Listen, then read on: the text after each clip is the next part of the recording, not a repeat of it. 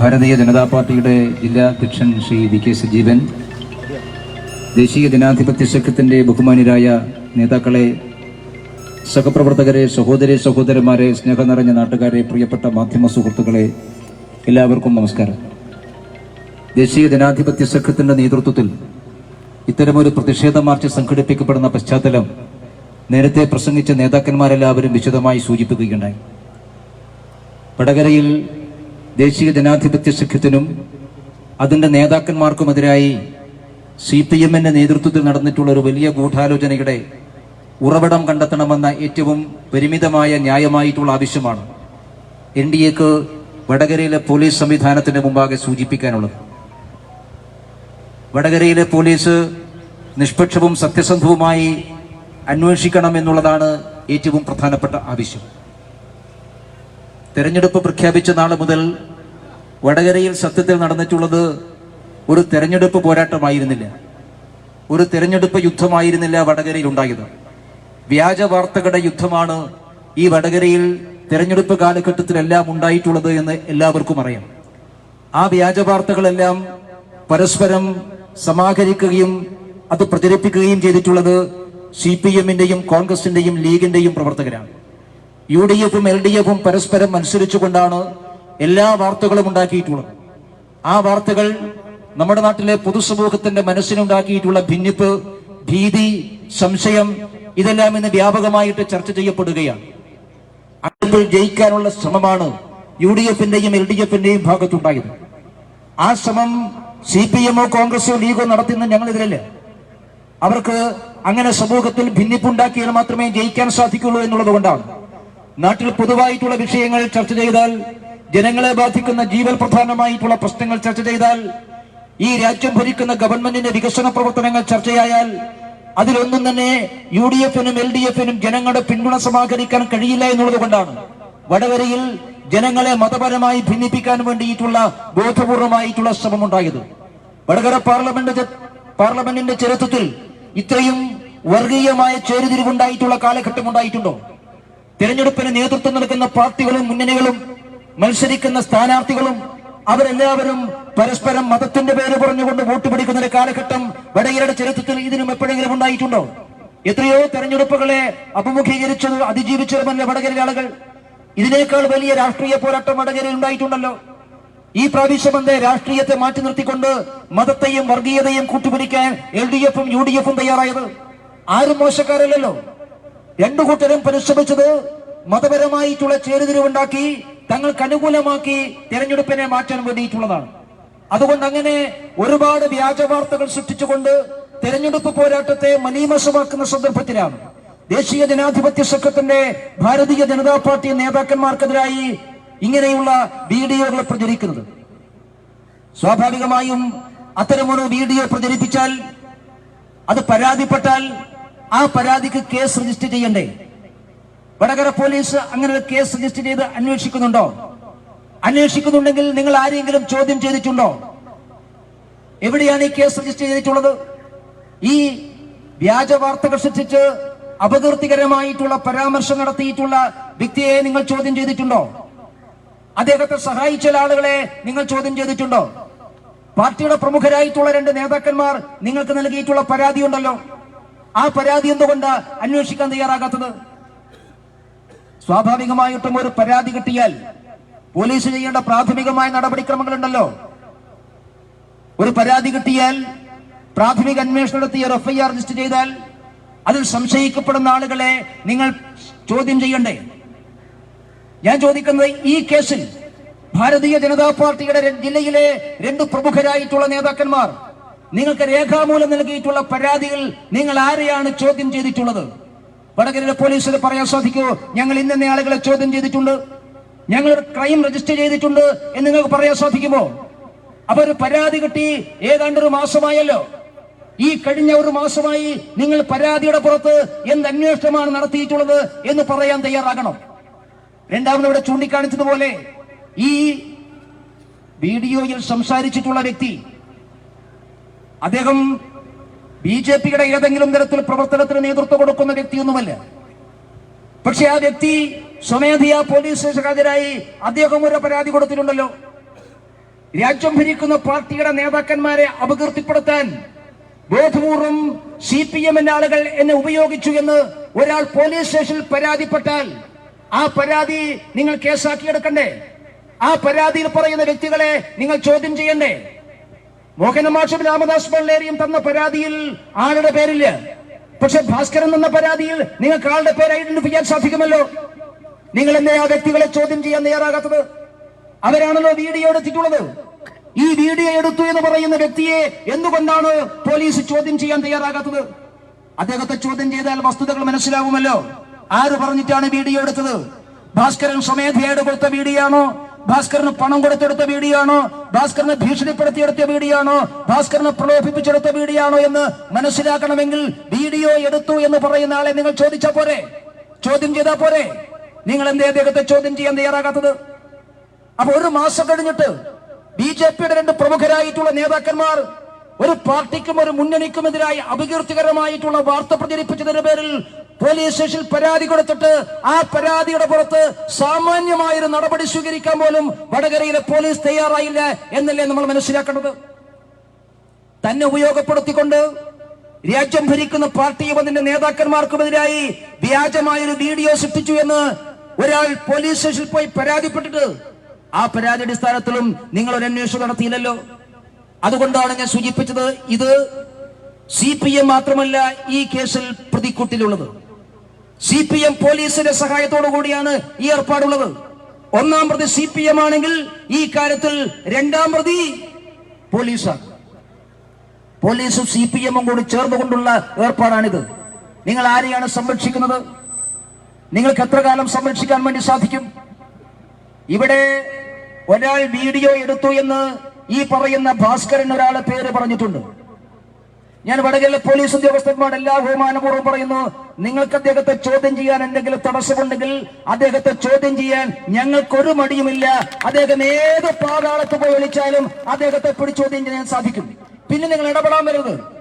അദ്ദേഹത്തെ കൊണ്ട് നിങ്ങൾ ചോദ്യം ചെയ്യും പോലെയൊന്നുമില്ല. തത്ത പറയുന്ന പോലെ പറയിപ്പിക്കാൻ ഞങ്ങൾക്ക് അറിയാത്തതുകൊണ്ടൊന്നുമില്ല. ഇതിനേക്കാൾ വലിയ വ്യാജ വാർത്തയും വീഡിയോയും കൈകാര്യം ചെയ്തിട്ടുള്ളവരാണ് ഞങ്ങൾ. ഞങ്ങൾക്ക് പോലീസിന്റെ സഹായം വേണമെന്ന് നിർബന്ധമൊന്നുമില്ല. ഈ വ്യാജ വീഡിയോ സൃഷ്ടിച്ചതിന്റെ പുറകിൽ ആരാണ് എന്ന് മനസ്സിലാക്കാൻ ഞങ്ങൾക്ക് ഒരു പോലീസിന്റെയും ഒരു നിയമത്തിന്റെയും സഹായവും സംവിധാനം ആവശ്യമില്ല. ഞങ്ങൾക്ക് അതറിയാത്തത് കൊണ്ടല്ല. അതറിയാത്തത് കൊണ്ടാണ് നിങ്ങളെ ആശ്രയിച്ചത് എന്ന് നിങ്ങൾ വിചാരിക്കണ്ട.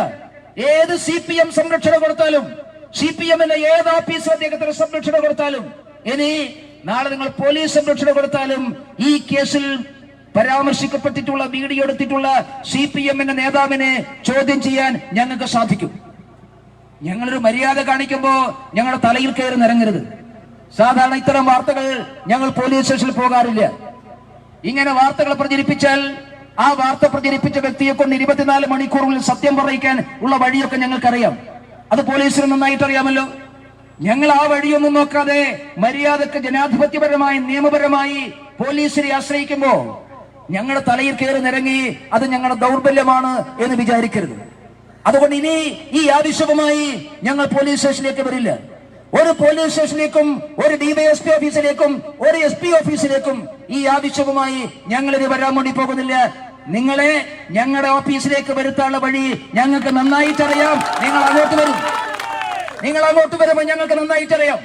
അതുകൊണ്ട് മര്യാദയാണെങ്കിൽ ഞങ്ങൾക്ക് വടകര പോലീസിനോട് കലഹമൊന്നുമില്ല. നിങ്ങളോട് ഞങ്ങൾക്ക് ഒരു എതിർപ്പുമില്ല, ഒരു വൈരാഗ്യമില്ല. അതുകൊണ്ട് മര്യാദക്ക് ഈ കേസ് അന്വേഷിക്കണം. സത്യസന്ധമായിട്ട് അന്വേഷിച്ചോ. നിങ്ങൾ നേരത്തെ ജില്ലാധ്യക്ഷൻ സൂചിപ്പിച്ചല്ലോ, ഞങ്ങളെ കുറിച്ച് പരാതി ഉണ്ടെങ്കിൽ നിങ്ങൾ അതും അന്വേഷിച്ചോ. ഞങ്ങളുടെ നേതാക്കന്മാരെ കുറിച്ച് സംശയമുണ്ടെങ്കിൽ നിങ്ങൾ അതും അന്വേഷിച്ചോ. ആർക്കും പരാതിയില്ലല്ലോ, പക്ഷെ അന്വേഷിക്കണം. ഈ പരാതി ചവറ്റുകൊട്ടയിലേക്ക് എറിയാനുള്ള ഏർപ്പാടാണ് എങ്കിൽ അത് അനുവദിക്കുകയില്ല എന്ന് എല്ലാ ബഹുമാനത്തോടെയും പോലീസ് ഉദ്യോഗസ്ഥന്മാരോട് സൂചിപ്പിക്കാൻ ഞാൻ ആഗ്രഹിക്കുന്നു. ഇവിടെ കഴിഞ്ഞ ഒരു മാസമായിട്ട് നിരവധി കേസുകൾ രജിസ്റ്റർ ചെയ്തിട്ടുണ്ടല്ലോ.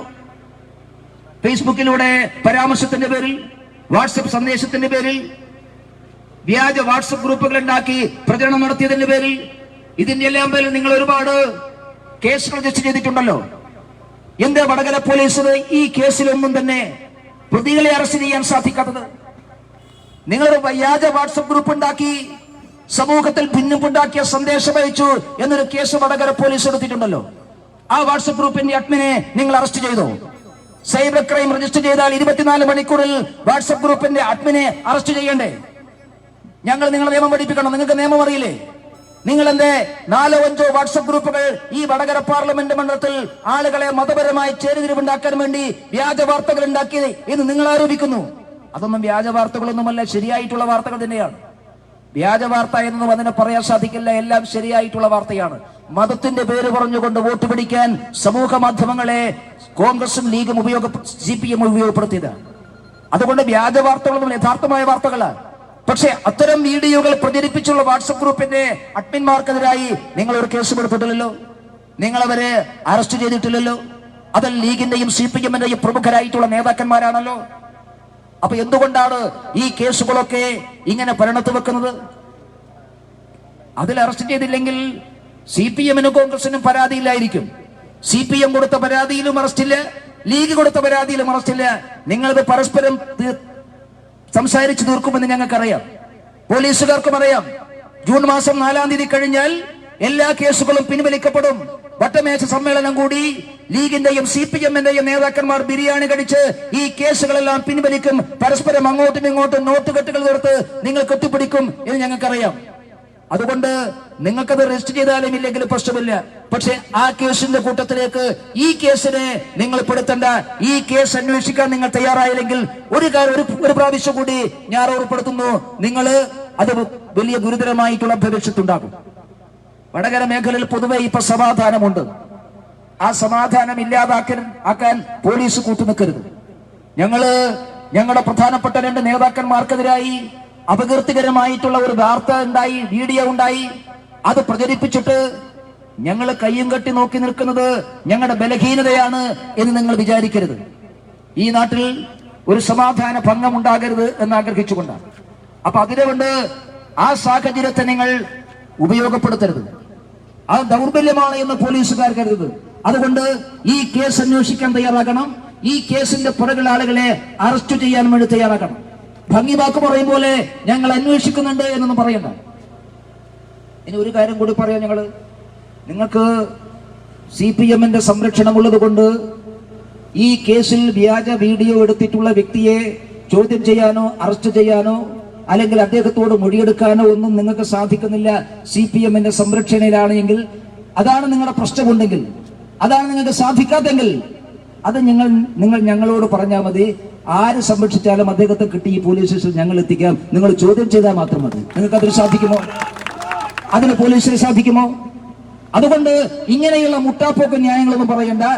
ഭാരതീയ ജനതാ പാർട്ടിയുടെയും ദേശീയ ജനാധിപത്യ സഖ്യത്തിന്റെയും നേതാക്കന്മാർക്കെതിരായി അപകീർത്തികരമായിട്ടുള്ള വീഡിയോ പ്രചരിപ്പിച്ചുകൊണ്ട് ഈ പാർട്ടിയെയും മുന്നണിയെയും നേതാക്കന്മാരെയും സമൂഹത്തിൽ തേജോവധം ചെയ്ത ശക്തികൾക്കെതിരായി ഏത് പോരാട്ടത്തിനും ദേശീയ ജനാധിപത്യ സഖ്യം തയ്യാറാകും, ഭാരതീയ ജനതാ പാർട്ടി തയ്യാറാകും.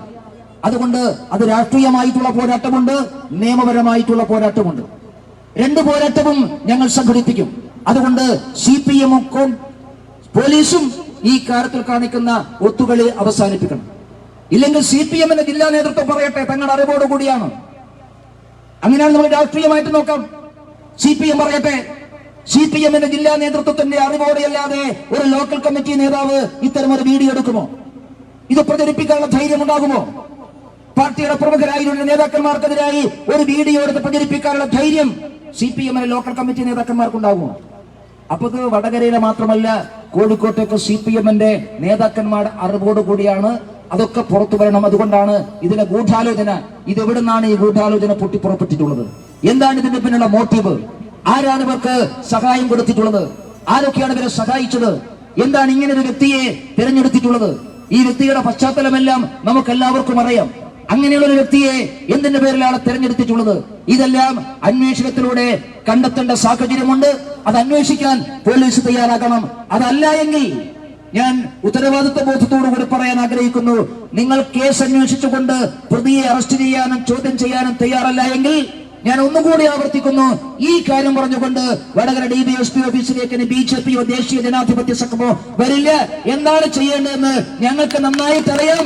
അതിലേക്ക് ഞങ്ങളെ എത്തിക്കരുത് എന്ന് ഈ പോലീസ് ഉദ്യോഗസ്ഥന്മാരോട് ബഹുമാനപൂർവ്വം സൂചിപ്പിച്ചുകൊണ്ട് ഈ പോരാട്ടം നമ്മൾ മുമ്പോട്ട് പോകും. നേരത്തെ ഇവിടെ പറഞ്ഞതുപോലെ BJP നേതാക്കന്മാർ, NDA നേതാക്കന്മാർ എന്ന് പറഞ്ഞാൽ ആർക്കും എന്തും വിളിച്ചു പറയാനുള്ള ആളുകളല്ല എന്ന് നിങ്ങൾക്ക് ബോധ്യമാകും. ഭാരതീയ ജനതാ പാർട്ടിയും ദേശീയ ജനാധിപത്യ സഖ്യവും ഈ രാഷ്ട്രീയ പോരാട്ടം, നിയമപരമായിട്ടുള്ള പോരാട്ടം മുന്നോട്ട് കൊണ്ടുപോകും. അതിനെല്ലാ ജനാധിപത്യ വിശ്വാസികളുടെയും സഹായമുണ്ടാകണം, സഹകരണം ഉണ്ടാകണം എന്ന് മാത്രം സൂചിപ്പിച്ചുകൊണ്ട് ഈ മാർച്ച് ഔപചാരികമായി ഉദ്ഘാടനം ചെയ്തുകൊണ്ട് ഞാൻ നിർത്തുന്നു. നമസ്കാരം. വന്ദേ മാതരം.